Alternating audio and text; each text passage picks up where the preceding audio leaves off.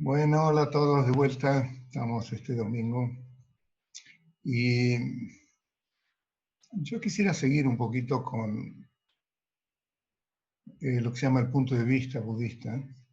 Hay varios puntos de vista budistas porque, como dije anteriormente, Buda en realidad siempre enseñó de acuerdo con la audiencia que tenía y fue de enseñanzas más básicas, más fundamentales y elementales, agregando cada vez más o digamos elevando cada vez más la magnitud y la extensión de lo que se llama el conocimiento de la verdad o el conocimiento de la naturaleza absoluta de la realidad y de lo que somos nosotros. Y el punto de vista en realidad que es como base para todos, porque no hay ninguno, digamos, de todos los caminos que enseñó el Buda que contradice este punto de vista fundamental, que se llama los cuatro sellos, es el que más o menos, bueno, es como que tomé como referencia como para hacer una introducción de los principios o de lo que Buda descubrió en su análisis, en su investigación, cuando deja su palacio como el príncipe Siddhartha y descubre distintos aspectos de la verdad, tanto de la verdad convencional, es decir, lo que nosotros vemos, lo que nosotros sentimos, la vida que llevamos y que podemos corroborar también con nuestros sentidos y con nuestra mente y con nuestro intelecto, como también el aspecto de trascendencia, que ahí sí no podemos realmente corroborar con nuestro intelecto, sino que nuestra mente tiene que liberarse del confinamiento que le producen los conceptos, las palabras, las ideas, y llegar a un nivel de cognición, de conocimiento absoluto o más directo, porque es ahí donde realmente encontramos la liberación y finalmente también el estado de Buda. Las enseñanzas que Buda da en realidad abarcan una enorme cantidad de puntos y también de propuestas, porque también depende, como hemos visto, de las disposiciones mentales, las capacidades, las aspiraciones y demás que tienen los distintos personas, en realidad, o los distintos seres, principalmente las personas, porque son las personas las que en realidad pueden poner en práctica estas enseñanzas de la manera más efectiva. Se considera que esta condición humana, la inteligencia que tenemos también funcionando dentro del confinamiento de lo que significa nuestra experiencia humana, tiene unas cualidades, tiene unas características que son formidables como para transitar este camino que comienza siendo un ser humano y que luego de transitarlo con una dirección que se llama el Dharma, es decir, las enseñanzas o el sendero, el camino, podemos llegar a lo que se llama la trascendencia, es decir, llegar a descubrir qué es lo que realmente somos, el estado de Buda, el estado totalmente perfecto, iluminado, infinito, con todas las cualidades sublimes de compasión, de omnisciencia, de empatía, de devoción, todas en su perfecta expresión. Eso es lo que realmente somos, lo que realmente siempre fuimos y que siempre seremos. Y el único problema, como ya hemos hablado varias veces, es que no nos damos cuenta de eso, no somos conscientes de eso. Es un problema desde un punto de vista así estructural que no es tan grave, porque en realidad es cuestión de, en un momento, percatarse de aquello que hay y que siempre estuvo y que nunca nos deja, pero por otro lado, hemos siempre construido una persona en nosotros mismos que está complicada porque en base no al conocimiento absoluto de lo que nosotros somos, sino a una suposición de lo que somos que lamentablemente no coincide exactamente con nuestra naturaleza búdica, hemos ido construyendo en todas nuestras vidas y también desde que nacemos, pero enormemente influenciados por las propensiones o los patrones habituales que van fortaleciendo cada vez más este ser humano como somos, con todas las complicaciones que tenemos, con la cantidad de opiniones, ideas y puntos de vista y también en cierta manera, neurosis. Cuando hablamos de neurosis desde el punto de vista budista, no es una cuestión peyorativa, como diciendo que, bueno, en realidad tenemos una psicopatía muy profunda, sino que desde el punto de vista de la sabiduría búdica, que es decir, estar consciente, ¿no? Ser aware, como se dice en inglés, de nuestra naturaleza esencial, eso es lo que es la sabiduría, eso es lo que realmente somos esa sabiduría. No es que Buda tiene sabiduría, sino que Buda es ese estado mental, que tampoco es un estado, pero que es la omnisciencia, sabiduría o como lo querramos llamar. Entonces, a la luz de esa sabiduría, todo lo que no condice con eso, lo que no sintoniza completamente con ese nivel de cognición, está basado en, de vuelta, una suposición que es errónea y por lo tanto no está funcionando de una manera armónica, porque justamente hay un conflicto. El conflicto es, somos una cosa, creemos ser otra, y toda nuestra estructura psicológica, emocional, cognitiva, de relación y demás con nosotros mismos y con el resto de lo que percibimos, el mundo, el universo y todo lo demás, y todos los demás seres, que está basado en justamente esa suposición. Es decir, que hay un cierto conflicto. Ese conflicto se traduce también en una base fundamental de insatisfacción, de descontento, que es lo que vamos a tocar, el tema que vamos a tocar, creo, hoy.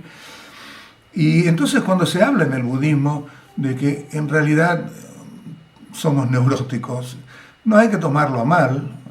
Todos los que no somos viviendo o no estamos viviendo en el 100% como una expresión y nunca saliéndonos de la continuidad de ese estar consciente de nuestro estado natural, del estado de Buda, entonces estamos inmersos en ese confinamiento de palabras, pensamientos, emociones conflictivas y demás, y entonces en ese sentido, a la luz de la naturaleza búdica, tenemos un estado que se lo puede llamar neurosis. Desde el punto de vista neurosis, pero desde el punto de vista budista. Yo supongo que desde el punto de vista de psicoanálisis o las terapias y demás, la neurosis se denomina o quiere decir alguna otra cosa, pero bueno, desde el punto de vista budista, a menos que seamos un Buda, bueno, seguimos siendo alguien que está conflictuado porque tenemos emociones que son aflictivas. Emociones que nos afligen a todos, el apego, la aversión, odios, rencores, agresiones, celos, orgullo, envidia y un montón de emociones aflictivas que no nos hacen felices a nosotros y que tampoco hacen felices a los demás. Y entonces en ese sentido es que podemos decir que hay un nivel de en nuestra persona misma como seres humanos que es bastante incompleto. Hay mucho ruido en nuestra mente y también hay ese estado de neurosis, por así decirlo. Lo mismo que la sabiduría. Cuando hablamos de sabiduría o hablamos de ignorancia, en el budismo se hace mucho hincapié en que nuestra condición es una condición que está sustentada por la ignorancia. Y la ignorancia en general tiene una connotación que es media peyorativa, es decir, una persona es ignorante porque desconoce algo y por lo tanto, comparado con alguien que lo conoce, bueno, en cierta manera es un ignorante, ¿no? No seas ignorante, demás.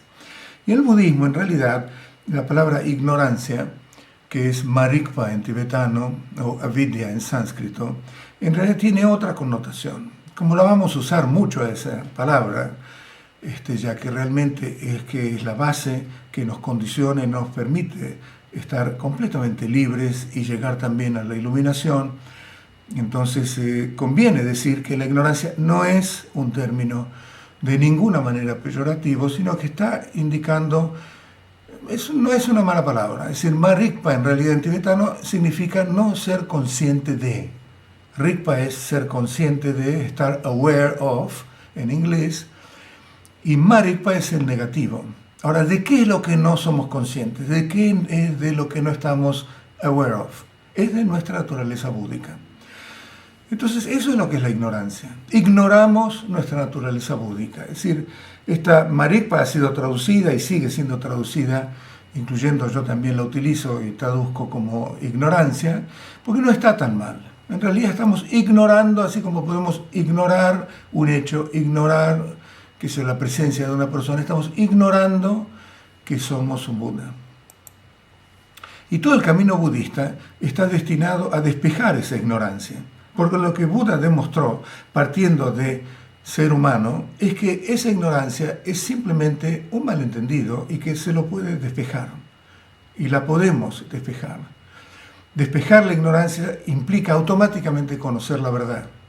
Y cuando conocemos la verdad, recién ahí nos damos cuenta de que estábamos en ignorancia. Mientras estamos en la ignorancia, tomamos todo lo que compone y esa dimensión en la cual funcionamos como que es nuestra verdad, porque no sabemos que estamos ignorando algo. O sea que la ignorancia en realidad no significa falta de información. La ignorancia no significa que no conocemos las enseñanzas de Buda, que no las estudiamos a fondo, que no estuvimos dedicando años y décadas estudiando la filosofía budista. O no es eso, no es ignorar cuál es la... Para nosotros esa es realmente la connotación. Yo ignoro cuál es la capital del Chaco, qué sé yo. Ese tipo de ignorancia es falta de información. Pero desde el punto de vista budista y la forma en que se define lo que significa ignorancia es algo distinto. Una persona puede ser muy versada, puede ser muy erudita, inclusive en toda la filosofía budista.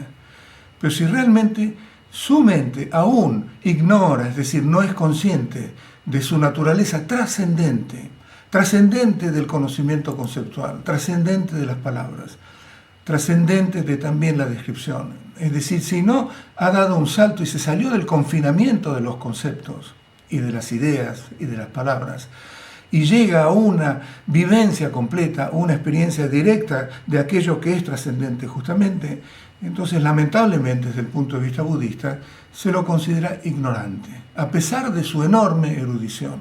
Puede ser un gran maestro que tiene muchos alumnos en una universidad budista o en filosofía o lo que fuera, pero desde el punto de vista budista es tan ignorante como cualquier persona que no tiene esa información.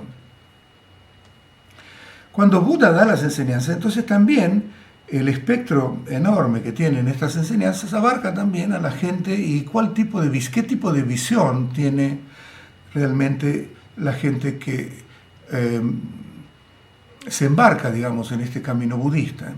Y en realidad muchísima gente lo que quiere es seguir una vida, vivirla a pleno, seguir una norma de conducta que no genere causas que después van a devenir en sufrimiento. Eso sería, digamos, la ley del karma. Es decir, karma es acción y toda acción implica un efecto, un resultado.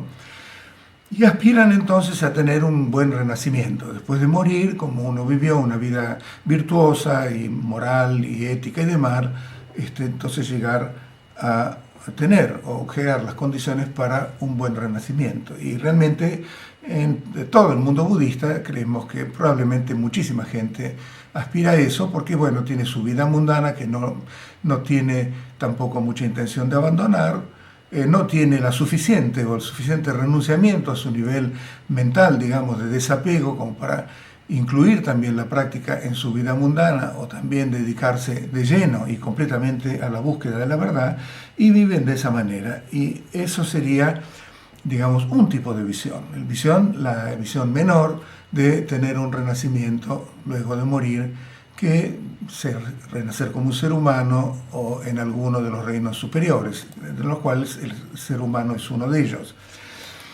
Pero luego hay otros seres que, entendiendo que realmente cualquier condición que implique permanecer en este sistema, viciado por justamente esa ignorancia, implica algún tipo de sufrimiento. Y realmente el sufrimiento es lo que realmente los afecta, sufrimiento personal más que nada.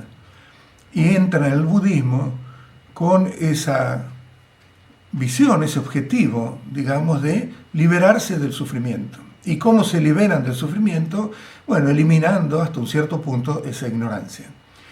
Pero a lo que aspiran es a un nirvana. Nirvana significa más allá del sufrimiento, y lo logran también, porque tienen un vislumbre de la verdad. No un vislumbre, tienen una vivencia de la verdad absoluta y trascendente, pero que no es completa.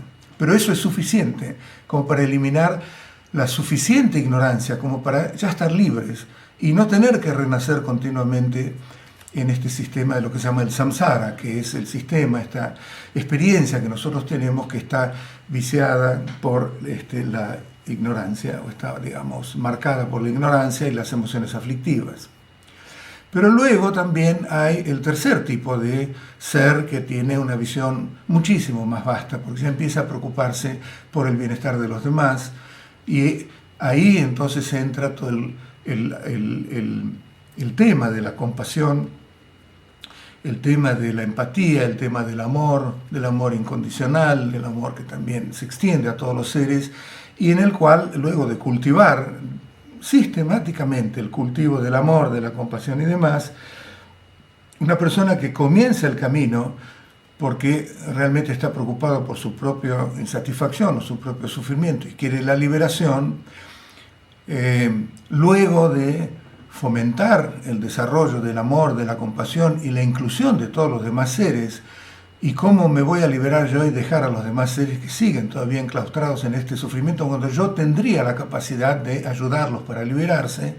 Llega un momento en que uno se iguala a los demás en la búsqueda de la felicidad y la liberación del sufrimiento, pero después es tan grande la generación sistemática de la compasión y del amor que uno ya termina siendo el objetivo principal, teniendo el objetivo principal de que se preocupa muchísimo más por el bienestar de los demás que por el de uno mismo. Y ese es el camino del Mahayana o del Bodhisattva y el desarrollo del Bodhicitta, que por supuesto es, en este texto que vamos a ver tiene una importancia muy grande, ya que es un texto que se basa en este tercer tipo de visión, en la cual la compasión y el amor tienen un rol fundamental. Por supuesto, siempre, además de la sabiduría. Y el asunto del sufrimiento en realidad es algo que abarca a todo, nos abarca a todo. Es decir, el tercer sello, el primer sello, ¿se acuerdan? Que es lo que estuvimos viendo hasta ahora, y principalmente en la reunión anterior, es aquel que dice que todos los fenómenos que están compuestos por partes son transitorios, que cambian constantemente, que cambian en realidad a nivel instantáneo. También lo que hace que, todo lo que compone nuestra realidad y nuestra experiencia también de nuestra existencia esté basado en un flujo constante de cambios que naturalmente también no nos dan o no fomentan ningún tipo de confianza en nosotros mismos, ni tampoco en basar las condiciones de felicidad en este tipo de fenómenos que nos rodean, las cosas que percibimos, ya que se mueven por sus propias razones, sus propias reglas, sus propios principios, cambiando constantemente, y algo que cambia constantemente no puede ser nunca una fuente de bienestar permanente, perdurable. Eso es bastante entendible, y sin embargo, nosotros no somos conscientes de que todo cambia constantemente, sino que tenemos una fijación muy grande en que las cosas, sí, si me lo pongo a analizar, cambian, pero en realidad son bastante permanentes. Y y seguimos planeando y seguimos haciendo y viviendo nuestra vida sin ningún tipo de presencia de esa impermanencia, que todas las cosas cambian. Así se nos va pasando la vida también, porque cada minuto que pasó ya es irrecuperable, y también eso influye en nuestra actitud, porque nuestras expectativas y nuestros temores son muy grandes cuando percibimos las cosas que nos rodean sin tener esa presencia de la impermanencia. ¿Por qué? Porque nuestra expectativa no incluye un awareness, no incluye esa conciencia de que las cosas cambian constantemente. Nuestras expectativas son que no cambien, y cuando cambian nos sorprenden, porque justamente eso está mostrando que estamos fijados, estamos en esa especie de obsesión en no ver las cosas como que son transitorias, sino que las vemos como que en una primera instancia, y bastante también en una segunda y en una tercera instancia, como que las cosas no cambian y que vale la pena entonces invertir tiempo para conseguirlas porque nos pueden traer algún tipo de bienestar que consideramos bastante perdurable. Toda nuestra vida está basada en encontrar esos momentos de felicidad. Cuando sabemos, si es que nos ponemos a pensar y si es que vemos nuestras experiencias anteriores, que esos momentos de felicidad en realidad no perduraron lo suficiente como para justificar tantos esfuerzos. El asunto del sufrimiento, es decir, en la historia de Buda, tradicionalmente tal cual la conocemos, lo que hace que Buda deje su palacio, es decir, Siddhartha, el príncipe rodeado de lujos y de placeres y de bienestar y demás, decide dejar su palacio, fue realmente un encuentro con estos aspectos que nos afectan a todos de sufrimiento, aspectos de sufrimiento realmente muy condicionantes. Podemos decir que no sufrimos mucho, que la pasamos más o menos bien, pero realmente eso no está indicando que tenemos un ojo muy crítico con respecto a nuestra experiencia.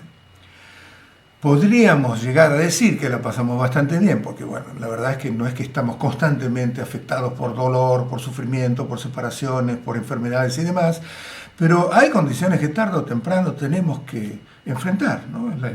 El envejecimiento, está también la enfermedad, y bueno, finalmente está la muerte, ¿no? Que si hay vida, es decir, si hay nacimiento, es inescapable, hay muerte. Todo lo que nace muere. Y nosotros hemos nacido, al menos en este nivel convencional, estamos vivos en este momento. Entonces, esos condicionamientos son muy fuertes. Pero aparte de esos condicionamientos, no estamos totalmente involucrados en eso, porque nunca pensamos tanto en ese tipo de condicionamientos tan formidables. Estamos realmente mucho más preocupados por el día a día, preocupados por las noticias que tenemos, por las noticias que leemos en el diario, por las cosas que pasan en nuestra familia, y de pronto nos viene o sobreviene una enfermedad, la enfermedad a alguien que queremos mucho, o que es parte de nuestra familia y demás. No hace falta realmente que me extienda mucho para describir lo que significa la sensación de un sufrimiento que es deliberadamente también que es, digamos, lo que nosotros obviamente llamamos como sufrimiento. El segundo sello lo que dice es que todo lo que está contaminado es fuente de sufrimiento. Quiere decir que todo lo que está formado por partes y que es impermanente, entonces es impredecible, porque no podemos controlarlo, y entonces no es una base para que podamos confiar en ellos, y por lo tanto entonces también son fuentes de sufrimiento. Pero un poco va más allá en realidad, porque cuando hablamos de sufrimiento, en realidad nosotros tenemos una descripción de sufrimiento que es muy limitada. Nuestra vida transcurre desde que nacemos hasta ahora tratando de encontrar la base o la felicidad y también de evitar el sufrimiento. Eso lo tenemos todos. Lo tiene el rico, el pobre, el que es erudito, el que no sabe nada, el que es inocente, el que es culpable, y nace no solamente los seres humanos, sino si observamos con atención los animales, todos están buscando una situación de bienestar y evitando el sufrimiento. Es totalmente orgánico, viene con nosotros, viene dentro de nuestros genes, viene dentro también de la base fundamental de nuestro ser, que es la naturaleza búdica, en la cual, si recuerdan, una de las características o condiciones que más o menos Buda dio como para que entendiéramos lo que significaba, era que es la paz. Y en la paz no hay sufrimiento, en la paz hay bienestar, la paz es un estado de gozo, un estado que realmente es lo que nos pertenece, y eso de alguna manera también trasciende en toda esta estructura neurótica, confinada con los conceptos y distorsiva que es lo que llamamos el yo en nuestra persona. Bueno, en cierta manera esa energía de gozo, esa energía de paz y demás se manifiesta como la búsqueda constantemente de un estado de bienestar y de felicidad. Por supuesto, bueno, son explicaciones un poquito más profundas. En el día a día es mucho más placentero ser feliz que tener un dolor de muelas o pasar por una frustración o tener algún tipo de culpa o lo que fuera. Quiere decir que Es normal que seamos felices.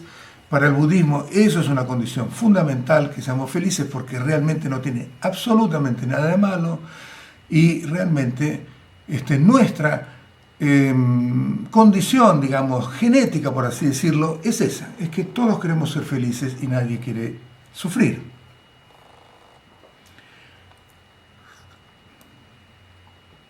Ahora, el problema, como todo lo que es un producto de causas y efectos, y causas y condiciones, que si no conocemos la causa verdadera del sufrimiento, es muy difícil que podamos erradicarlo.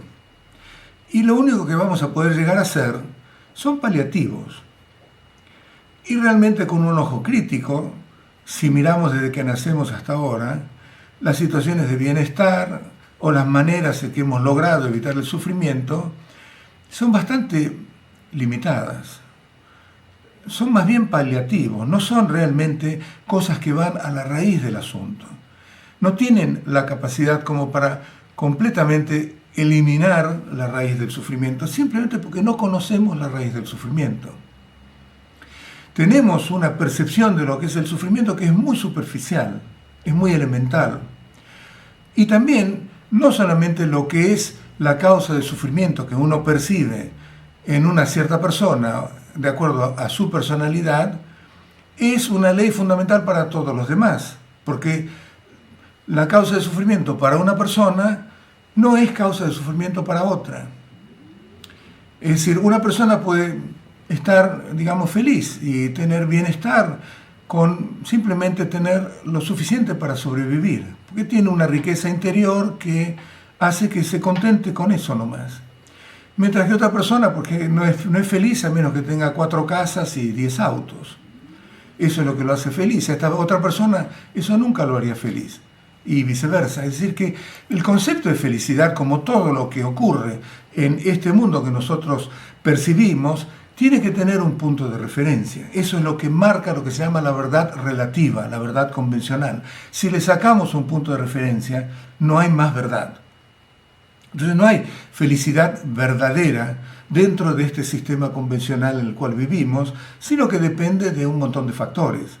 Inclusive dentro de una misma persona hay también distintas concepciones de lo que significa la felicidad. A medida que va creciendo, esa misma persona tiene distintos valores y distintos puntos de vista que definen lo que significa la felicidad y lo que significa también el sufrimiento. Entonces el sufrimiento y la felicidad son cosas muy difíciles de definir. Y podemos decir que, bueno, en última instancia es como uno lo siente, que en última instancia se resume a la experiencia de una persona.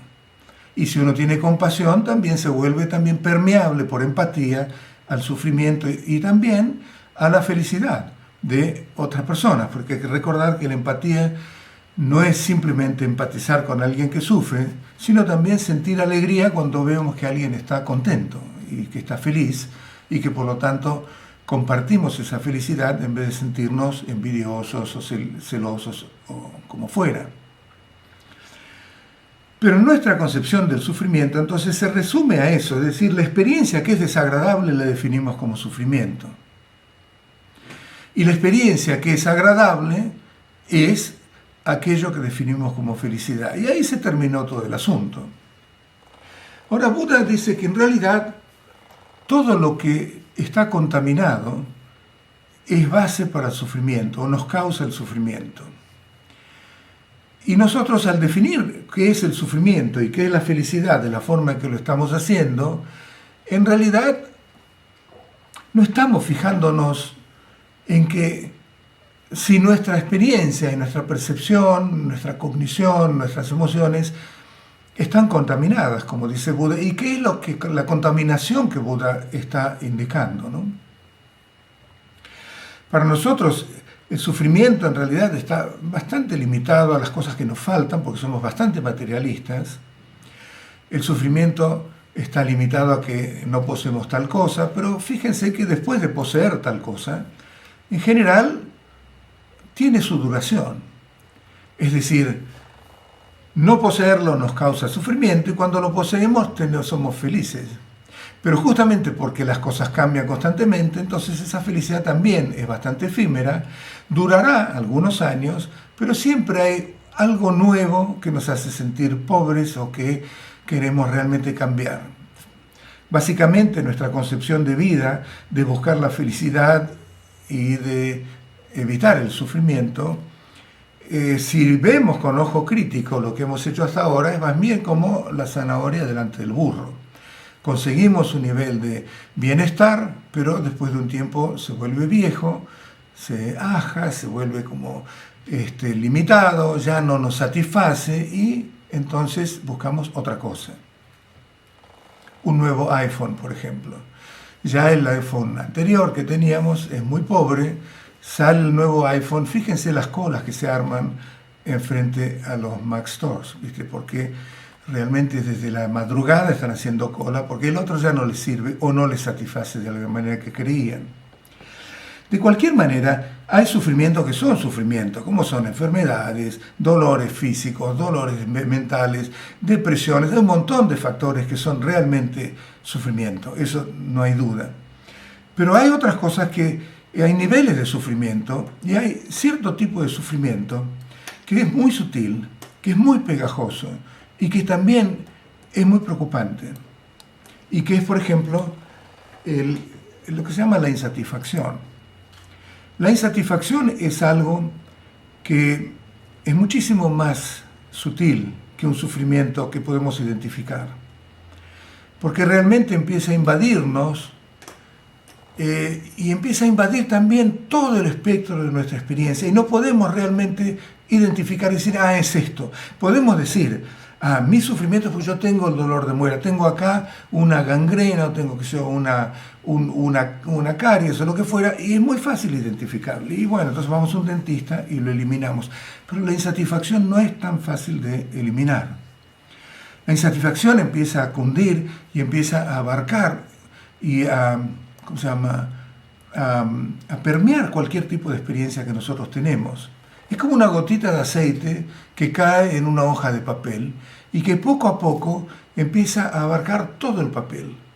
Y finalmente todo el papel se vuelve aceitado, digamos, porque esa gotita lo invadió. Y pasa muchísimo en nosotros que nuestra experiencia es difícil de identificar, especialmente en nuestra civilización occidental, que dedicó completamente el esfuerzo, el conocimiento en todos los ámbitos, medicinal y también a nivel de la física y de todo lo demás, para producir confort, porque basamos nuestra fuente de felicidad y de evitar el sufrimiento en las cosas que percibimos con los sentidos.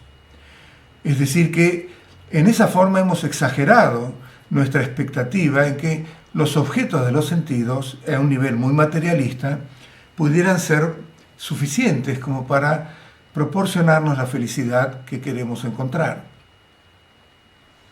Y puede pasar, y pasa mucho en realidad, que a lo largo de los años vamos consiguiendo todo ese tipo de cosas en nuestra civilización occidental, tenemos un nivel de confort enorme, pero nunca es suficiente.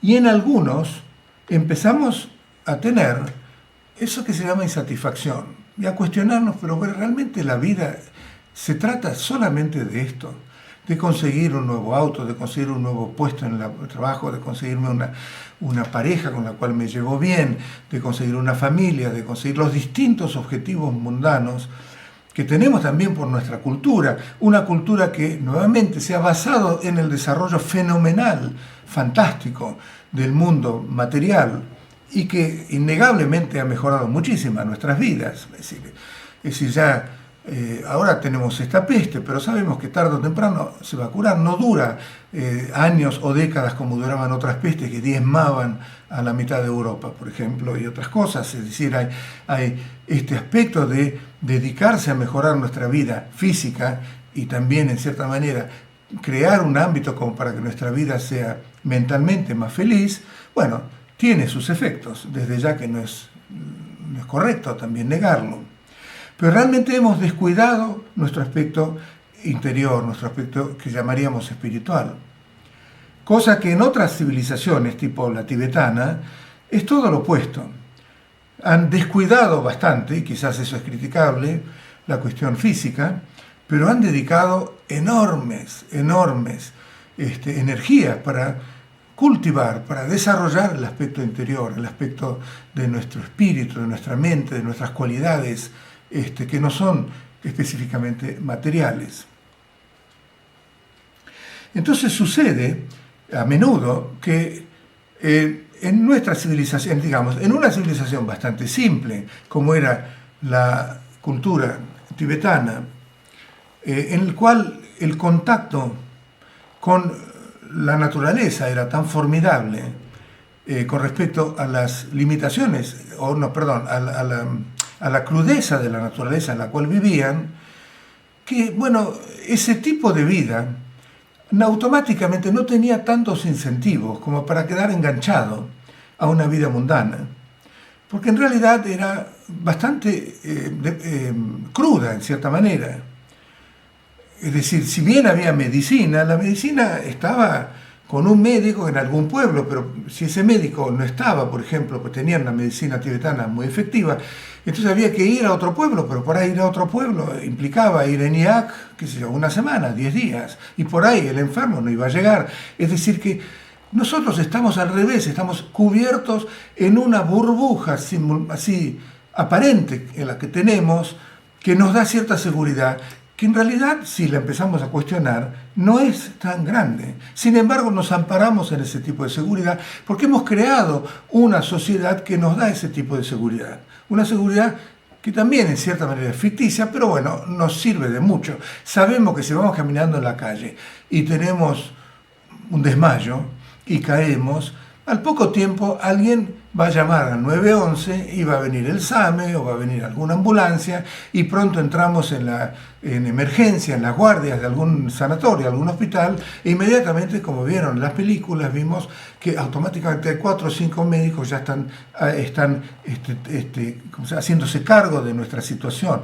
Y eso nos da una cierta seguridad. Tenemos un seguro médico y sabemos que más o menos estamos amparados. Nos da una cierta seguridad, una cierta idea de invulnerables más o menos hasta que nos pasa y nos damos cuenta de que realmente somos bastante vulnerables. Pero eso en Tibet no existía mucho, es decir, una mujer por ahí tenía 4 o 5 hijos, pero se le morían 2, por cuestiones normales, por la condición física, vivían en una carpa, nómades y demás. Por otra parte, entonces quiere decir que la vida era una vida muy que llevaba, digamos, con pocos incentivos, pocos atractivos en cierta manera, y el renunciamiento entonces era más bien por carencia. Es decir, si salían de su carpa, si salían, digamos, de sus casas y demás, no veían grandes anuncios de una nueva computadora, un nuevo auto, o una nueva casa, un nuevo condominio, un nuevo shopping, o también un nuevo country, o lo que fuera, que nos hiciera entonces ansiar una nueva zanahoria en el burro. En realidad salían de sus casas y veían una roca en la cual había un mantra, Om Mani Padme Hum, o otra pila de rocas con mantras, o un paisaje totalmente agreste, que tiene sus ventajas, por supuesto, también a nivel espiritual. Pero digamos que como incentivos para mantenerse apegado y realmente enganchado con los atractivos que ofrece una vida mundana, no eran unos incentivos demasiado provocativos, porque realmente eran bastante pobres y era una vida muy difícil. Entonces el renunciamiento venía más bien por carencia y uno no renunciaba a tanto, o por lo menos aparentemente a tanto. En cambio, nuestro renunciamiento y es decir, que la insatisfacción por lo mundano era bastante natural en aquellos casos, y por eso, a pesar de una estructura social que era criticable, inclusive el Dalai Lama la criticaba, muy feudalista y un montón de factores que realmente necesitaban corrección, igual Tibet se transformó a lo largo de los siglos en una productora incesante de santos, de gente que trascendió, de gente que alcanzó la liberación, alcanzó el estado de Buda, alcanzó realmente un nivel de trascendencia espiritual fenomenal, justamente porque pudieron utilizar esas condiciones, en vez de dedicar todas sus energías a mejorarlas a nivel físico, las dedicaron a mejorarse a nivel espiritual. Ahora, en nuestro caso, en nuestra cultura occidental, nuestra insatisfacción es distinta, porque no ocurre por carencia, sino ocurre por abundancia. Ocurre porque, si bien creíamos que tener tal o cual cosa, si bien creíamos que estudiar tal o cual cosa y recibirnos de tal cual profesión, ese era la meta, entonces hipotecábamos nuestro futuro estudiando hasta realmente adquirir ese título. Después empiezan otros problemas cuando tenemos el título. Y después empiezan otros problemas cuando compramos la nueva casa y cuando compramos el nuevo auto, cuando eso. Y uno de los problemas más graves es que realmente nuestro umbral, digamos, de satisfacción cada vez es más corto. Y nos dura cada vez más, cada vez menos, y por lo tanto, en muchos casos, no digo en todos, en muchos casos, hay gente que empieza a sentir que la vida de esa manera, que dedicar esos esfuerzos y esa búsqueda para conseguir ese tipo de satisfacciones, en realidad empiezan a ver que las cosas son huecas, que los objetivos mundanos son huecos, que en realidad no se sabe si vale mucho la pena seguir dedicando energías a conseguir lo que uno ya ha conseguido, que le duró en cierta forma durante un cierto tiempo la satisfacción, pero que después se gastó. Y uno ya está involucrado en algún otro tipo de objetivo, porque está buscando otra cosa, pero empieza a sospechar que en realidad ese otro nuevo objetivo es hueco y que no tiene sustancia, que en realidad es una cosa que vale la pena vivir para seguir consiguiendo este tipo de objetivos. Objetivos que son materiales, físicos, como casas, esto y lo otro, o también incluyendo objetivos intelectuales, como la cultura, como el desarrollo intelectual, como, bueno, dedicarnos a estudiar, qué sé yo, la historia de los griegos o lo que fuera, o incluyendo también, de alguna manera, una actitud con respecto a un camino espiritual. Pero, en cierta manera, si yo estoy hablando de la insatisfacción ocurre y no todo el tiempo deviene en una búsqueda espiritual. Fijémonos en las sociedades más desarrolladas, en Estados Unidos o en Europa y lo demás. Muchísima gente llegó a la insatisfacción. No nos debe sorprender que uno de los remedios que más se venden en Estados Unidos es el Prozac, el litio, para la depresión, porque realmente la gente empieza a ver que dedicó tantos años para conseguir ciertos objetivos culturales que se les había inculcado por la cultura y que parecían muy promisorios, pero que realmente finalmente terminaron siendo huecos.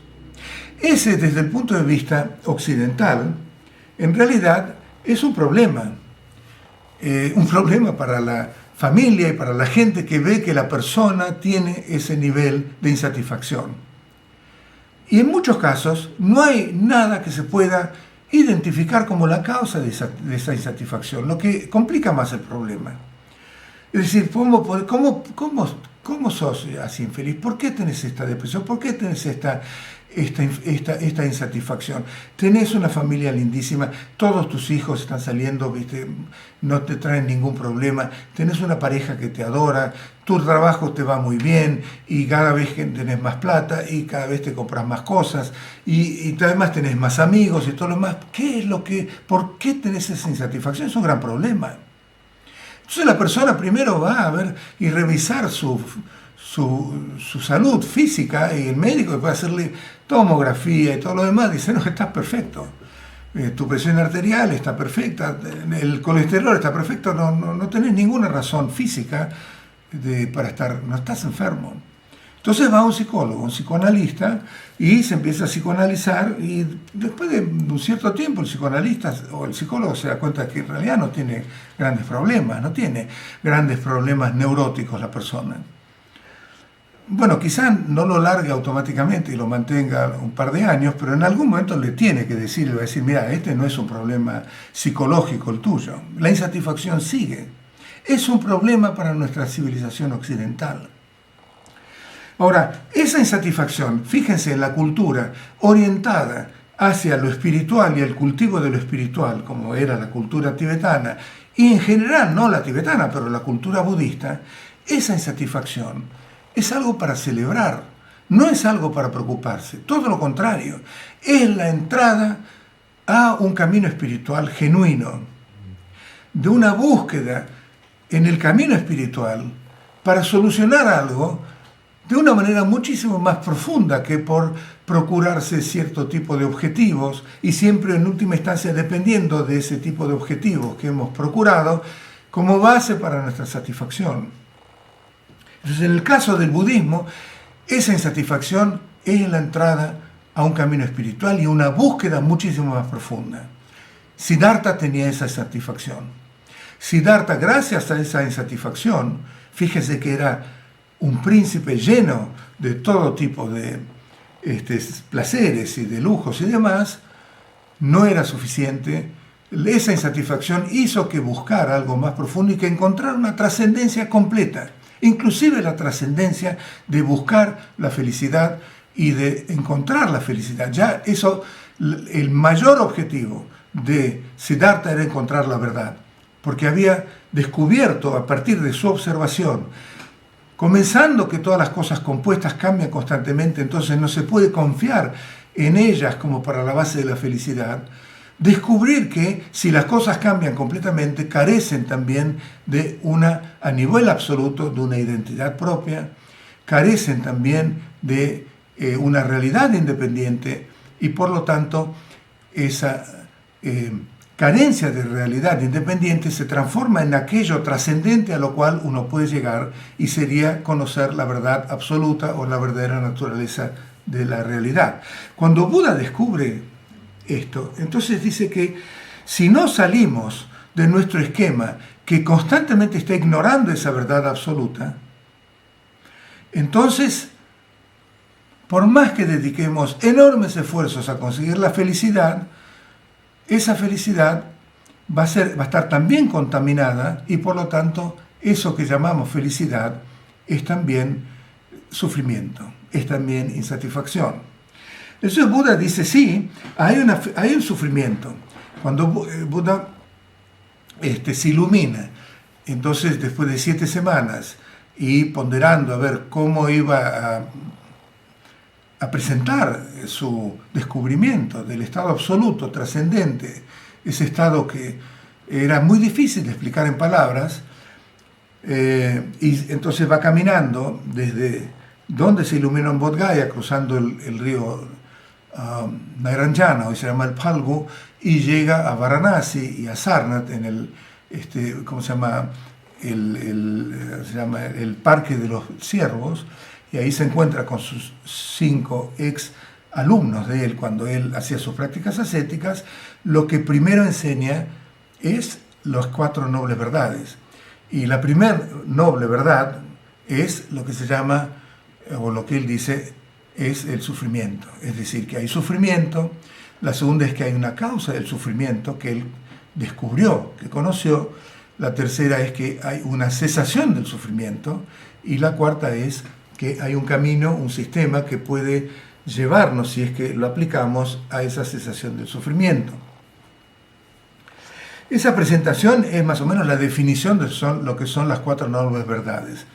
Pero realmente se vuelven útiles para nosotros cuando se define la función de las 4 nobles verdades. Y entonces la primera es que hay que conocer el sufrimiento. La segunda es que la causa del sufrimiento hay que erradicarla, porque a menos que erradicamos la causa vamos a seguir sufriendo, no importa lo que hagamos. La tercera es que hay un fin del sufrimiento, es decir, que realmente si aplicamos los antídotos correspondientes vamos a eliminar ese sufrimiento, o sea que son buenas noticias. Y la última, bueno, por supuesto que se encontró el antídoto, que sería el camino budista que nos llevaría a la eliminación del sufrimiento. Entonces, que Buda haya encontrado la causa del sufrimiento, es extraordinario realmente, porque si no, siempre estamos como a los tumbos, como ciegos, probando distintos métodos, con distintas cuestiones que están muy influenciadas por nuestra cultura, por las cosas que nos han inculcado, por los objetivos que creemos que nos van a dar la felicidad y evitar el sufrimiento, pero francamente somos como ciegos, un poco yendo a los tumbos. Pero cuando se ha ubicado la causa del sufrimiento, y Buda dice, yo veo la causa del sufrimiento tan claramente como veo las rayas de mis manos, entonces es genial, es realmente como un aporte a nuestra raza humana, que es fenomenal. Quiere decir que podemos eliminar el sufrimiento. Ahora, cuando define lo que es el sufrimiento, él dice que hay que conocer el sufrimiento. El sufrimiento, en realidad, para nosotros, como dije, lo resumimos a una situación que es una experiencia desagradable. Una experiencia que puede ser un dolor físico, que puede ser vernos en una foto de hace 20 años y ver cómo envejecimos, ver también el sufrimiento, tener una enfermedad nosotros mismos que ya sospechamos que es incurable, o tener un ser querido que vemos cómo se va deteriorando día a día y que finalmente muere, o nosotros mismos tener que enfrentar la muerte. Son condicionamientos que nunca cuestionamos nosotros, que los tomamos como parte de nuestra naturaleza humana, ¿sí? Y bueno, nos acomodamos a eso. Hasta que de pronto, por la insatisfacción y ver que todo es bastante hueco y que hay una salida a esa insatisfacción y a esa característica constante que empezó a viciar toda nuestra experiencia, que se llama la insatisfacción, podemos salirnos de la insatisfacción al descubrir que puede eliminarse y eliminar también el sufrimiento. Entonces ahí empezamos a considerar, bueno, entonces, ¿qué es el sufrimiento? Solamente eso, porque nosotros hemos basado toda la vida en que hay situaciones desagradables que llamamos sufrimiento, que tratamos de evitar, pero que también hay situaciones de felicidad que dedicamos toda nuestra vida para tratar de lograr y de conseguir. ¿O no? Esto lo que está diciendo es, bueno, no sigan dedicando sus energías a esas situaciones de felicidad, porque conocer el sufrimiento significa que conocer esas situaciones de felicidad es conocer que en sí mismas también son una expresión de sufrimiento. ¿Por qué? Justamente porque todo cambia. Justamente porque una situación de felicidad está basada en algún objeto que percibimos como externo, un objeto o algo, un conjunto de objetos, uno con una situación o lo que fuera, que escapa a nuestro control y que después de un cierto periodo, aquello que fue felicidad en algún momento se transformó en sufrimiento, en algo que ya nos aburre, en algo que ya no nos satisface, en una repetición, en alguien que se casó y tuvo una luna de miel extraordinaria y un casamiento fenomenal en el cual se ha gastado muchísima plata con 1000 personas y demás, y al año o los 2 años las personas que pasó con ese amor se odian, se hablan a través de sus abogados porque no se pueden ni ver. ¿Qué pasó ahí?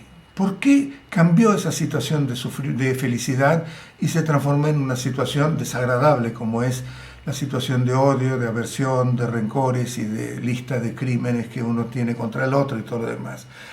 Pero sin ir tan lejos como eso, como un divorcio y todo lo demás, bueno, todo en realidad, las situaciones de felicidad que nosotros encontramos, sabemos que no son completamente satisfactorias, porque cambian. O sea, ¿por qué vamos comprando más cosas? ¿Por qué existen los shoppings? ¿Por qué existen 1000 posibilidades cuando uno entra a estos grandes negocios que tienen todo tipo de cosas que nos van ofreciendo? ¿Por qué existe la moda que va cambiando? ¿Por qué existen las distintas comidas que van saliendo? Porque justamente somos una máquina de constantemente querer algo más, porque lo que teníamos ya no nos satisface tanto, ¿no es cierto? Entonces, el segundo tipo, que es la felicidad, o lo que nosotros llamamos felicidad, es un sufrimiento encubierto. Y necesitamos que venga Buda y nos diga eso, para darnos cuenta de que ya no vale tanto la pena seguir dedicando nuestras energías por conseguir ese tipo de felicidad. Pero claro, esto proviene para aquellos que han experimentado la insatisfacción y que esa insatisfacción haya viciado su experiencia de tal manera que no ven una salida, que hasta la felicidad que ellos creían que era como algo tentador, digamos, para conseguir y que justificaba también energías para conseguirlo, ya no vale la pena. Porque hay muchas otras personas que logran una cierta acomodo, se acomodan a su vida mundana, muchísimas personas, muchísimos budistas también, a su vida mundana, en los cuales, sí, también hay sufrimiento, espero que no me venga, hay también momentos de felicidad, tengo mi familia, tengo ahora mis nietos, tengo ahora mis bisnietos, y así como tuve mis hijos, y mi familia funciona bastante bien, y estoy contento, porque tengo mi casa. Francamente uno puede decir eso, es decir, la verdad es que no sufrimos tanto, tengo para comer, tengo una situación bastante privilegiada, muchísima gente es así. Esa gente no tiene la noción de insatisfacción de la cual estoy hablando. Y por eso es que no se abren a buscar algo mucho más profundo que los pueda hacer trascender. Y el budismo en realidad se encara a todos, por supuesto, también a ellos. Y ellos esperan seguir en alguna manera tener y continuar con esa mezcla de felicidad y sufrimiento. Es una especie de montaña rusa, a veces con mucha felicidad, pero después baja, hay momentos de sufrimiento, enfermedad, pérdida y demás, pero después hay otras cosas y llega el verano y nos vamos de veraneo y tomamos un crucero. Está llena nuestra vida de ese tipo de incentivos como para seguir viviendo de una manera bastante basada en un cierto bienestar. Pero de vuelta hay personas que no les contenta eso, ya han encontrado esta insatisfacción, y ahí es donde están tomando entonces en serio hay que conocer lo que es el sufrimiento. Y entonces ahí sí que, si bien uno sabe que hay momentos de felicidad, empieza a tomar como otra visión mucho más distante de esos momentos de felicidad, porque sabe que no son confiables. Y entonces no vale la pena tampoco dedicarse con tanto esmero a eso. Más vale la pena dedicar los años que nos faltan a la búsqueda de una liberación del sufrimiento, porque realmente vemos que las situaciones desagradables son sufrimiento y las otras ni vale la pena dedicarnos porque van a terminar también en una situación de insatisfacción o lo que fuera. Entonces, eso es la búsqueda de una liberación del sufrimiento o de lo que se llama el nirvana, que empieza en bastante personal en realidad, pero debido a las instrucciones y debido a abrir una conciencia con muchísima más calidez de amor y compasión, empezamos a incluir a la situación de los demás seres. Pero hay un tercer tipo de sufrimiento, como si esto no fuera suficiente. Con estos dos sufrimientos, Buda habla de un tercer tipo de sufrimiento, y es lo que se llama el sufrimiento del condicionamiento. Y ahí es algo muchísimo más profundo. ¿Qué es lo que condiciona nuestra experiencia y qué hace que Buda diga hay que trascender? Si es que uno quiere una experiencia de bienestar perdurable, hay que trascender. Porque si no, siempre vamos a estar dentro de ese esquema de sufrimiento, felicidad, de la felicidad al sufrimiento y demás. Cuando Buda habla de la tercer noble verdad, de que hay un fin del sufrimiento, no está hablando de que la eliminación del dolor de muelas, o también de el sufrimiento, o de conseguir la felicidad, y por lo tanto hemos eliminado el sufrimiento, esa felicidad temporaria de la cual estuve hablando. Cuando Buda dice la tercera noble verdad de que hay cesación del sufrimiento, uno puede eliminarlo por completo, se refiere a este tercer tipo de sufrimiento. Y este tercer tipo de sufrimiento es el sufrimiento que ocurre porque no conocemos nuestra naturaleza verdadera, porque vivimos en permanente conflicto con ella, porque vivimos en base a una suposición, la suposición de que realmente somos un yo independiente también del otro, esa noción y esa percepción constante del dualismo de sujeto, objeto y toda esta estructura que está basada en una suposición errónea, vivir en base a un malentendido, a menos que podamos eliminar, trascender o destruir esta ignorancia que nos impide experimentar nuestra naturaleza fundamental, básica y limitada, nuestra naturaleza búdica, que es la verdad o la naturaleza absoluta de nuestro ser y absoluta de la realidad, toda nuestra experiencia va a estar marcada por esa ignorancia.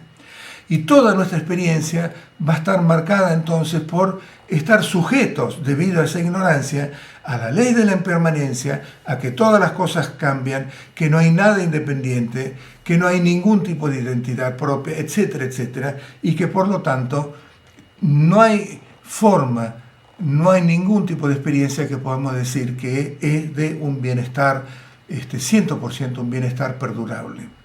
Ese tercer tipo de sufrimiento, cuando uno lo percibe, cuando uno entiende y ha comprendido ese tipo de sufrimiento, ya no está aspirando a mejorar su situación de vida, no está aspirando a inclusive encontrar una vida con mucho más paz y todo lo demás, está encontrando a completamente salirse del sistema de la insatisfacción, del sistema samsárico, del sistema en el cual vivimos constantemente, que es el sistema que está viciado por la ignorancia. O sea que el sufrimiento condicionado es el sufrimiento que aqueja a todas las cosas que están compuestas. Porque mientras estén compuestas, estamos sujetos a la impermanencia, estamos sujetos también a la palidez de las experiencias de la felicidad y por lo tanto realmente no vamos a experimentar lo que se llama la libertad. Cuando hablamos en el budismo de la libertad, estamos hablando de una libertad, pero extraordinaria. Por supuesto que somos libres hasta un cierto punto. Y cuando miramos la historia de la humanidad, hemos conseguido muchísimo más libertad ahora, en estos tiempos, de lo que era en otros tiempos, en tiempos del Imperio Romano, en los tiempos del Medioevo, el siglo pasado, no el siglo XX, pero el siglo XX también, en muchas civilizaciones. Si vemos los adalides de la libertad, que era Estados Unidos de América, bueno, hasta que vino Martin Luther King, los negros no estaban libres de sentarse en un ómnibus donde estaban los blancos o en el lugar donde estaban destinados para los blancos. Había muchas carencias. Ahora no, ahora tenemos una libertad enorme y no creemos que somos muy libres. Y realmente creemos que tenemos mucha libertad. Podemos votar, podemos unirnos a un partido político o salirnos de un partido político, podemos emprender un negocio o no, qué sé yo. Hay un nivel de libertad mucho más grande que antes. Pero cuando se habla de liberarnos en el budismo, vamos a liberarnos de algo muy profundo. Vamos a liberarnos de esta compulsión de seguir renaciendo en la forma que estamos renaciendo, de seguir perpetuando en esta misma vida, renaciendo instante a instante, en una condición que repite la condición anterior, en un nivel de cognición y de emocional que está viciado por la ignorancia porque no hemos resuelto desde el instante anterior que ya pasó. Mi nuevo constante de conciencia continúa siendo preso, digamos, de esa ignorancia. No hemos logrado la libertad de la ignorancia. No hemos logrado la libertad de estar confundidos por el malentendido y de perpetuar esa situación cognitiva, emocional, afectiva y demás que está viciada por la ignorancia. Y eso es lo que está aplicando el tercer tipo de sufrimiento. Si no resolvemos esa situación de ignorancia, entonces el sufrimiento va a cundir constantemente. Y el sufrimiento entonces es el sufrimiento del condicionamiento. Aquellos que han entendido eso, que realmente son los que emprendimos en el camino budista, y Buda nos está indicando claramente ese tercer tipo de sufrimiento, los que hemos comprendido eso, entonces somos realmente los que estamos ansiando la verdadera libertad, la verdadera liberación, no la liberación de un sufrimiento común, un sufrimiento propiamente dicho o de cualquier otra cosa, sino liberarnos de nuestros propios fenómenos, liberarnos de nuestra condición de la confusión de la ignorancia, liberarnos de esta condición compulsiva de mantenernos continuamente en un nivel de percepción que está viciado, que está también distorsionado, que está basado en simplemente un malentendido y que en este camino, por lo menos el camino budista, bueno, podemos ir desarrollando cada vez más confianza de alcanzar un nivel de liberación y eventualmente llegar al estado de Buda, de completa plenitud, en el cual ya funciona nuestra mente sin en ningún momento dejar la continuidad del estado búdico. Entonces, con esto más o menos completamos el segundo sello y iríamos al tercer sello, que es el sello que hace que ya trasciende. Estos dos sellos primeros están describiendo nuestra vida común, porque la impermanencia está describiendo cómo nosotros estamos viviendo, la forma en que nos afecta la impermanencia, que realmente no somos libres de la impermanencia, que lo único permanente es la ley de la impermanencia, porque eso nunca cambia, y que estamos afectados por eso. Y por lo tanto entonces sufrimos también. Y esos dos aspectos en realidad están indicando una observación de Buda sobre la vida de todos nosotros, tal cual vivimos, y de la cual estos dos sellos, digamos, somos bastante inconscientes, porque realmente ni los tomamos en cuenta. El tercero y el cuarto sello, es decir, el tercer sello, que es que todas las cosas que están compuestas carecen de identidad, es decir, que carecen de una identidad intrínseca, independiente, etcétera, tanto en la persona como en las cosas que percibimos, los objetos. Ese es verdaderamente el acceso a la verdad absoluta. Y eso verdaderamente es la enorme contribución de Buda hacia nuestra raza humana. Es decir, el que conoce eso por experiencia directa es el que genuinamente se libera de los condicionamientos que limitan nuestra experiencia a este confinamiento, que es lo que llamamos el samsara. Y de esa manera nos hace acceder a al cuarto sello, que es que hay un nivel de total trascendencia, de total experiencia de gozo, de compasión, de amor, de bienestar, que nunca se deja, que realmente ya trasciende inclusive el tiempo, trasciende el espacio y demás, que es el estado de Buda y que se llama el nirvana. Es decir, el nirvana es la paz, el nirvana es la trascendencia y el nirvana trasciende los conceptos y las palabras. Esos serían los cuatro sellos. Estos dos últimos están indicando el estado de trascendencia, mientras que los dos primeros, por la observación de Buda, Buda indica nuestro estado actual, de qué manera nos afecta estos condicionamientos. De vuelta, Buda no inventó la impermanencia, Buda no inventó el sufrimiento, sino que simplemente los identificó y nos los está mostrando para que entendamos cuál es nuestra situación si permanecemos constantemente sin alcanzar la libertad. Bueno, vamos a abrir ahora las preguntas que quieran hacer ahora, a ver cómo se lo preguntas. Algunos lamas a veces hablan de una tristeza a la que se refiere como la tristeza genuina que proviene del corazón. ¿De qué se trata esa tristeza? ¿Es la fuente de la compasión? ¿Cómo conviven esa tristeza y el estado de felicidad? Bueno, eso hay un nivel de Milarepa mismo lo dice.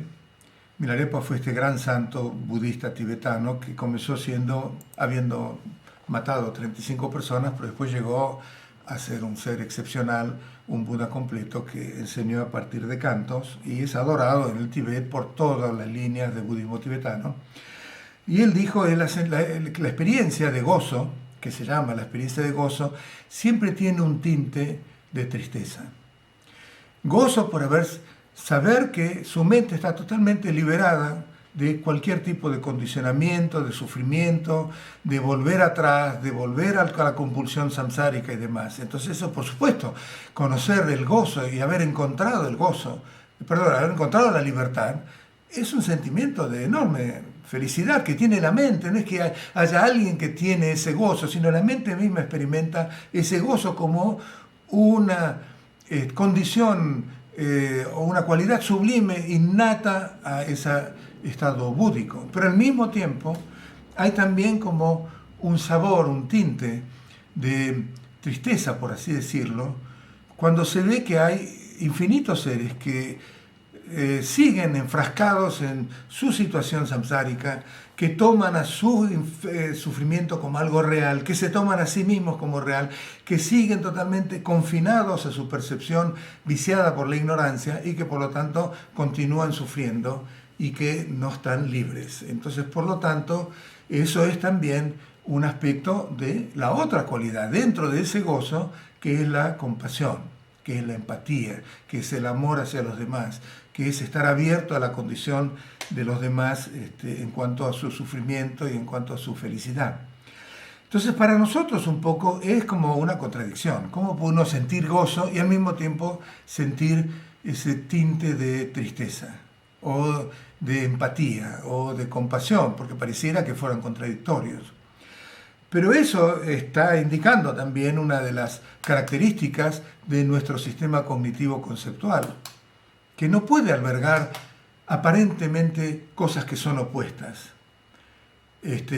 pero que puedan coincidir simultáneamente. Esa es una eliminación conceptual nuestra.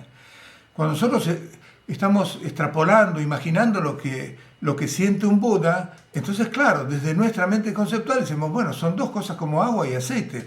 ¿Cómo va a estar feliz, inmensamente gozo, éxtasis y trascendencia y demás, y al mismo tiempo sentir la compasión, esta tristeza por los que sufren y todo lo demás? Son incompatibles. Bueno, eso es un problema de nuestras limitaciones conceptuales. Y realmente cuando nos extrapolamos y tratamos de interpretar lo que siente un Buda, creo que nos estamos saliendo de nuestra liga, como digamos, ¿no? Es decir, hay que pensar que es algo que nuestra mente conceptual, nuestro intelecto no puede nunca abarcar.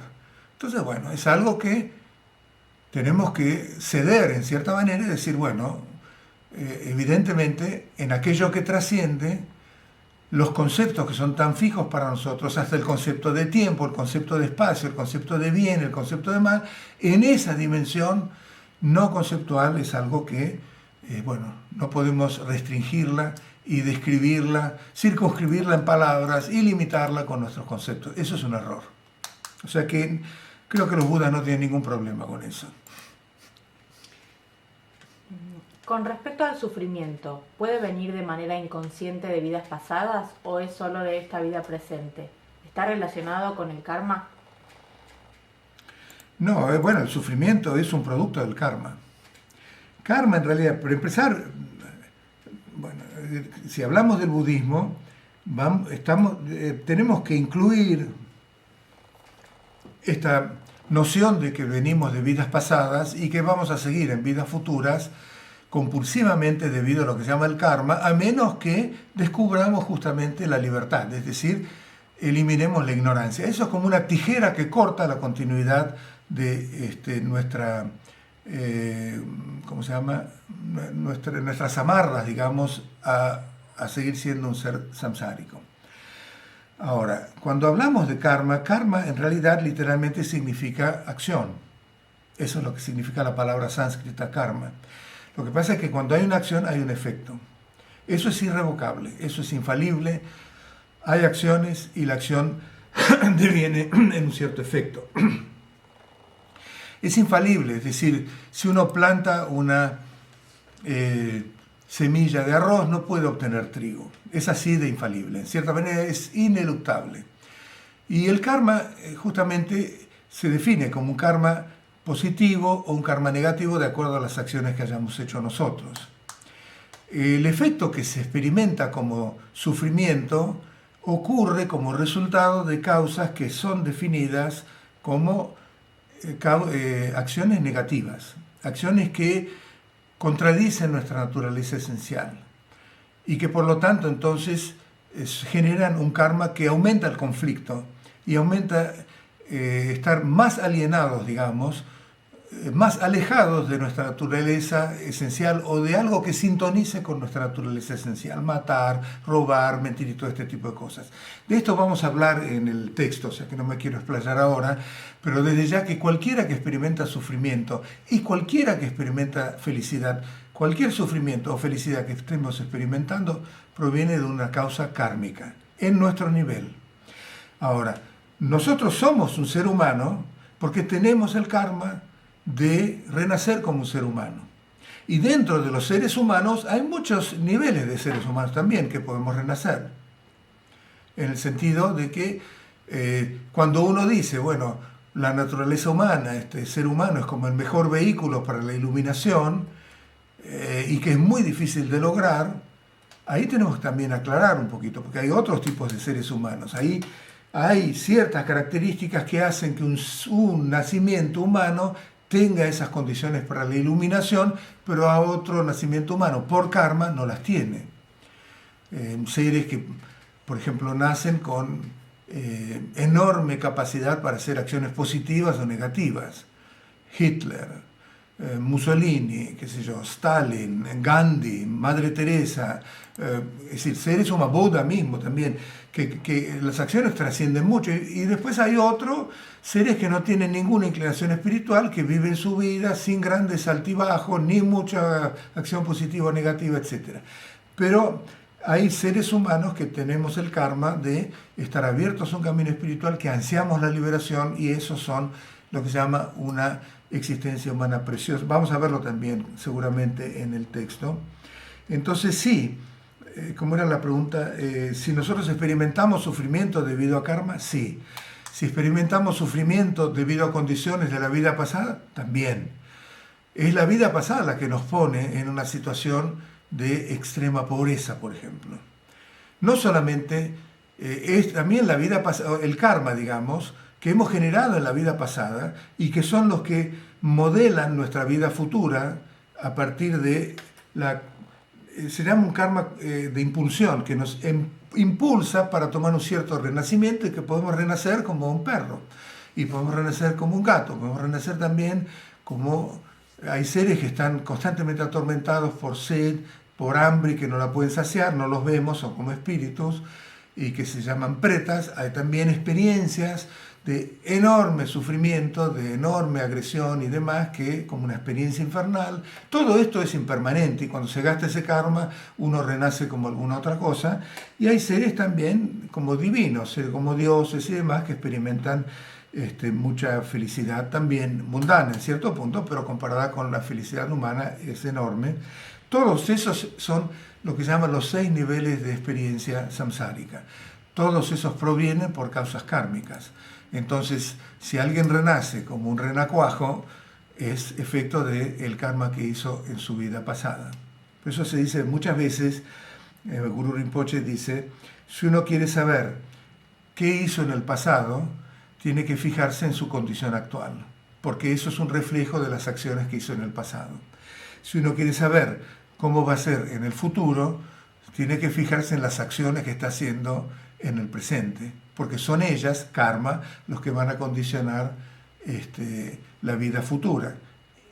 Y incluyendo también, si las acciones kármicas son la de el camino espiritual, esas mismas acciones kármicas eventualmente crean las condiciones para inclusive trascender el karma y llegar a la liberación. O sea que eso también atañe a eso. Entonces sí, bueno, tanto sufrimiento como felicidad provienen de razones kármicas, y las vidas pasadas condicionan nuestra situación actual. Si el condicionamiento y el karma van de la mano, si se corta el condicionamiento, ¿se corta el karma? Sí, son sinónimos. Es decir, cuando uno descubre la naturaleza esencial de nuestro ser, que es decir, cuando ya elimina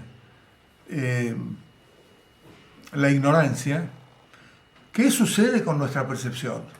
Nuestra percepción habitual continúa, pero ya cambiamos, empezamos a experimentar todo.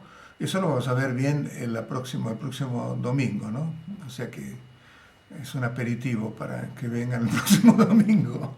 Pero realmente ahí, ¿de qué manera se manifiesta la ausencia de identidad intrínseca, la ausencia de existencia inherente, independiente y demás? En que todas las cosas empiezan a aparecer como si fueran un sueño.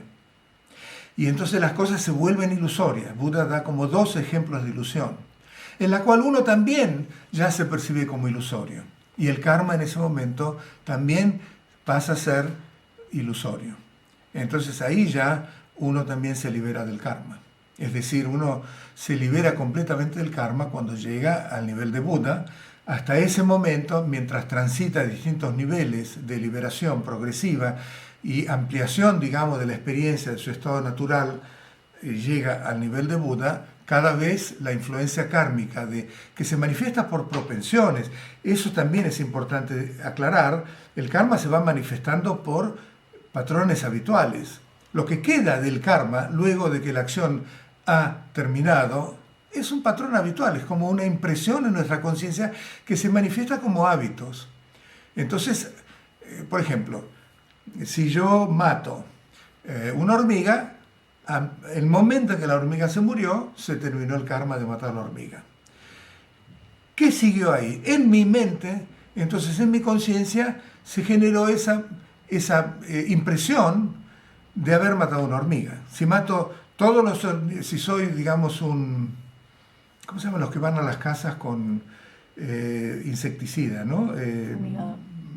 Fumigador. Los fumigadores, por ejemplo, que constantemente están matando todo tipo de cucarachas y demás, eso crea muchísimo más generación de karma negativo, de matar a seres, y va formando mucho más carga de hábitos, en los cuales ya no pasa nada. Digan, matar a una cucaracha es es como directamente una cosa que no significa en absoluto algo negativo ni nada. Entonces, esas propensiones, digamos, esos esquemas habituales son los que perduran.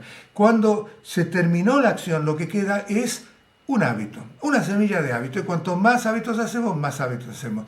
Los hábitos no solamente condicionan nuestra situación emocional, sino también distorsionan nuestra percepción cognitiva. Y eso lo voy a explicar en la sesión que viene. Entonces, debido a los karmas que nosotros vamos generando, basados en el dualismo, en la ignorancia, en la reificación, etc., nosotros estamos formando condicionamientos que afectan y distorsionan nuestra percepción. Cuando eliminamos a nivel cognitivo el error, entonces ahí ya también estamos eliminando y contrarrestando y eliminando enormes cantidades de influencias de hábitos. ¿Se puede empezar el camino hacia la liberación directamente practicando la compasión en acción sin profundizar en el Dharma? No, el camino espiritual, el camino del Dharma. Hacia la liberación. Bueno, hay dos aspectos que llevan a la iluminación. Se los considera como dos alas de un pájaro que hacen que el pájaro pueda volar. Un aspecto está circunscripto a nuestra condición actual, en el cual nosotros estamos percibiendo que las cosas existen, que son reales, en el cual tenemos emociones positivas, también tenemos emociones negativas. Nuestra cognición sigue estando distorsionada por la reificación, por la ignorancia, por así decirlo, y demás, y todo eso genera hábitos. Todas las acciones que hacemos en ese esquema genera hábitos. Esos hábitos pueden ser negativos si nuestras acciones están impulsadas por las emociones aflictivas, como el odio, la competencia, los celos, el orgullo y demás, o pueden ser acciones positivas, como ser la compasión, el amor, la empatía, la devoción, la generosidad, la paciencia, todo ese tipo de cosas. Ahora, todas esas acciones que se hacen en el esquema de la ignorancia, en una estructura en la cual hay un sujeto que es uno y uno es consciente de que es uno y que está haciendo esa acción positiva con respecto a un objeto que ve como separado de uno, en ese dualismo de sujeto y objeto, que es una manifestación de la ignorancia, por más que por ahora para nosotros nos resulte bizarro, bueno, aparentemente de acuerdo con la sabiduría búdica, eso es un error, eso es el malentendido fundamental. Todas las acciones que se hacen dentro de esa estructura dualista generan karma, y el que genera karma genera hábitos, y el que genera hábitos, esos hábitos son muy buenos cuando son positivos y van contrarrestando los hábitos negativos. Quiere decir que si uno se dedica a full a partir de la compasión, con todas sus acciones compasivas, dedicando toda su vida a la compasión, pero sin dedicar otro aspecto que sería la otra ala de la sabiduría budista, que se está indicando que En realidad el dualismo es un error, que vivimos en un malentendido, que si no descubrimos el error y la ignorancia vamos a seguir generando hábitos, entonces lo que vamos a generar es grandes hábitos de compasión. Entonces es un poco, y esos contrarrestan los grandes hábitos que teníamos antes, negativos. Entonces una persona se vuelve enormemente compasiva y se vuelve con enormes cualidades, pero en realidad continúa dentro de ese esquema sin acceder al nivel absoluto, que es lo que realmente libera, como había indicado anteriormente. La otra ala es la generación de sabiduría, la sabiduría que lleva a la trascendencia, a conocer el estado absoluto. Si nos mantenemos exclusivamente en el estado relativo, vamos a seguir a ser enormes compasivos, pero no nos vamos a liberar. Si nos dedicamos exclusivamente al estado absoluto de conocer la verdad, vamos a liberarnos, pero no vamos a llegar a Buda. ¿Se acuerdan que habían 3 niveles? El primero, que aspira a la realización, a renacer en los reinos superiores. Otro que aspira a la liberación personal, que sería el que no cultiva la compasión. Y otro que cultiva la compasión y la sabiduría. Y ese es el que llega a Buda. Nuestra intención es llegar a completamente la iluminación, el estado búdico. Entonces, si uno se dedica exclusivamente al ala de la compasión, no se libera.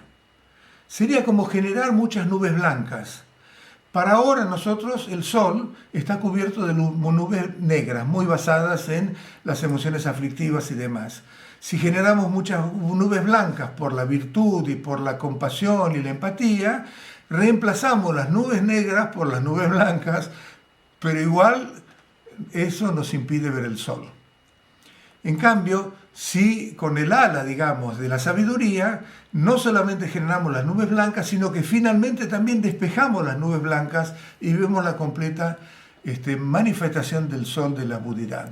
Entonces, así como un pájaro necesita 2 alas para volar, o como dice Tilopa, un carro necesita 2 ruedas para correr o para andar, entonces necesitamos estas 2 alas de lo que se llama métodos, que la compasión sería métodos, cultivar los métodos de sabiduría, de compasión, de empatía, de amor altruista y demás, y al mismo tiempo también cultivar la sabiduría que nos va a llevar a la trascendencia. Trascendencia y compasión en su conjunto, entonces llevan a que el estado búdico es compasión vacía, es decir, sin realidad o sin ser completamente, bueno, no importa, reificada. Eso es lo que nos lleva a la iluminación. O sea que si uno se dedica exclusivamente a la compasión en sí misma e ignora completamente el aspecto de la sabiduría, lamentablemente, como dice Saraha, un gran maestro, uno no llega a la liberación y menos a la budidad, ¿no? ¿Cuál es el remedio para los sufrimientos reales, los que no son relativos? Cuando no es que estamos viendo la soga como una serpiente, sino que la soga realmente está ahorcándonos. Si uno ve la soga por soga, no hay confusión, entonces no hay sufrimiento. No entendí bien la pregunta. Los sufrimientos son relativos. Los sufrimientos ocurren exclusivamente porque estamos malentendiendo nuestra naturaleza. El ejemplo que acá están dando, no sé quién preguntó, es un ejemplo clásico que lo vamos a ver con detalle en la sesión que viene y que es muy claro, es muy utilizado y es buenísimo. Y es ver una soga, es realidad.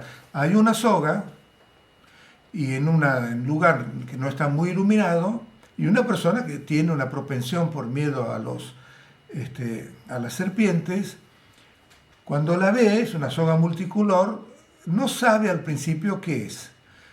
Y de pronto se le ocurre, oh, es una víbora, y ahí entra en pánico. En realidad, el pánico ocurre porque está malentendiendo la soga, no la ve como soga, sino que la ve como víbora. Y todo el pánico, el sufrimiento, y gritar, y tratar de buscar algo para matar la víbora y todo lo demás, proviene en base a una víbora, a la percepción de víbora, no percepción de soga. El momento en que ve la soga, porque alguien le prende la luz, se desmorona, se desmantela todo el sufrimiento que estaba experimentando. Entonces yo no entiendo muy bien la pregunta.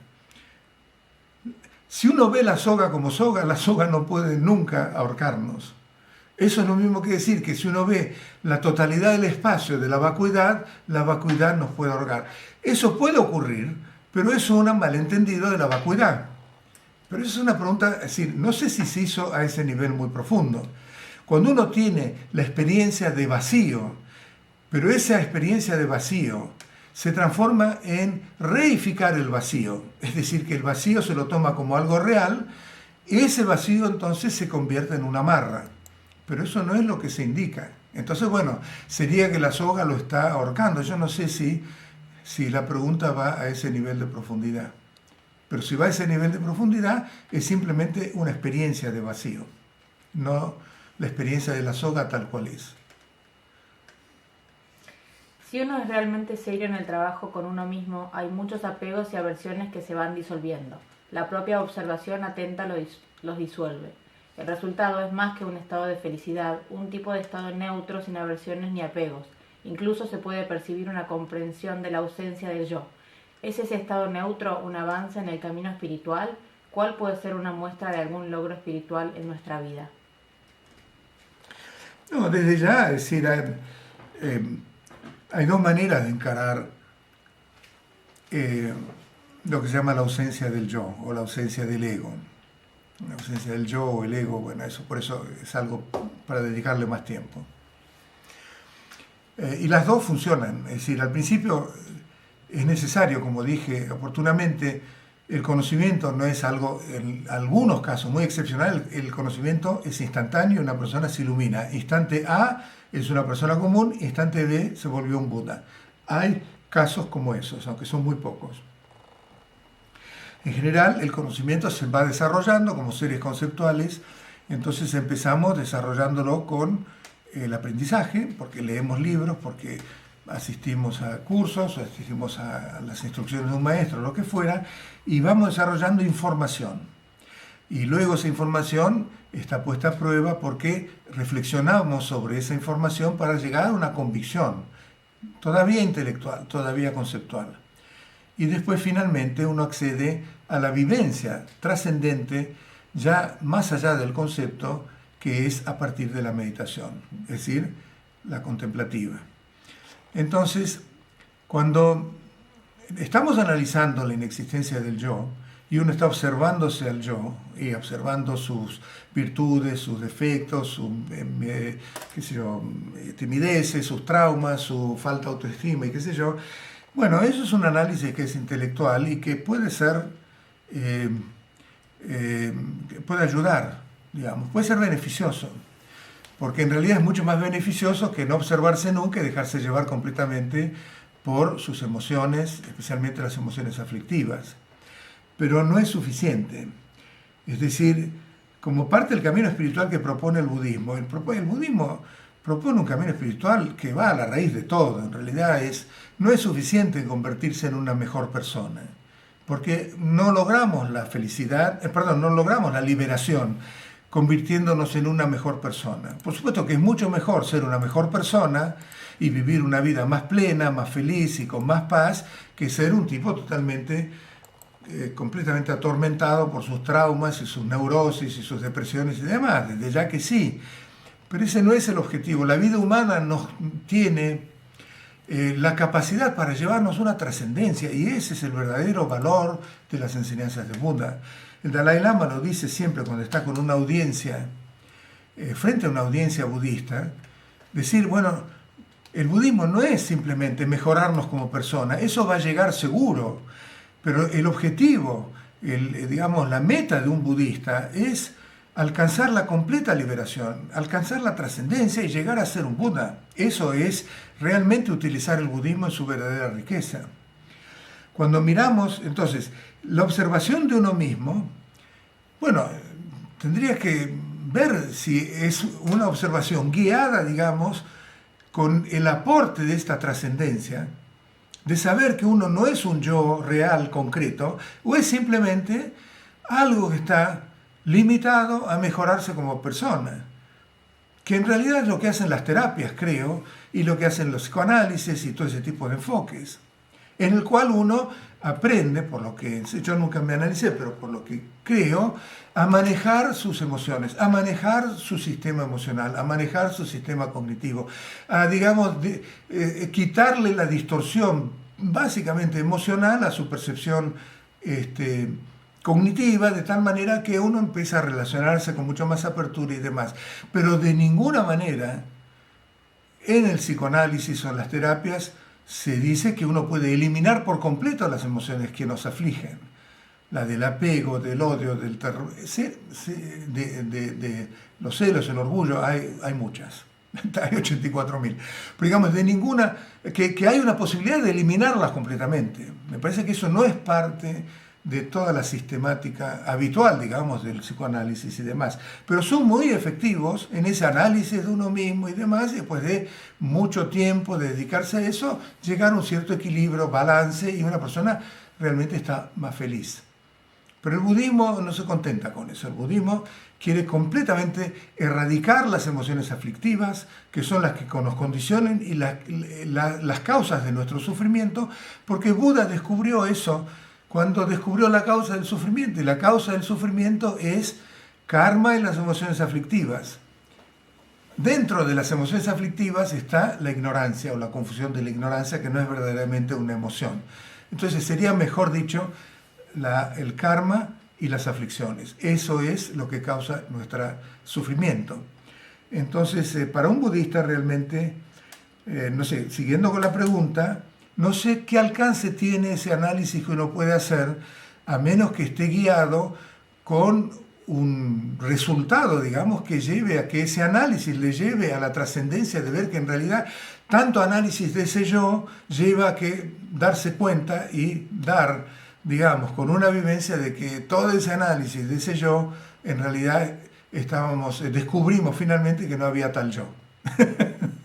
Entonces, en ese caso sí estamos hablando de una trascendencia y de que uno ya es parte del camino espiritual del budismo, ¿no? Bueno, creo que no hay más preguntas y nos juntamos. Nos veremos la semana que viene, entonces. Chao, gracias a todos.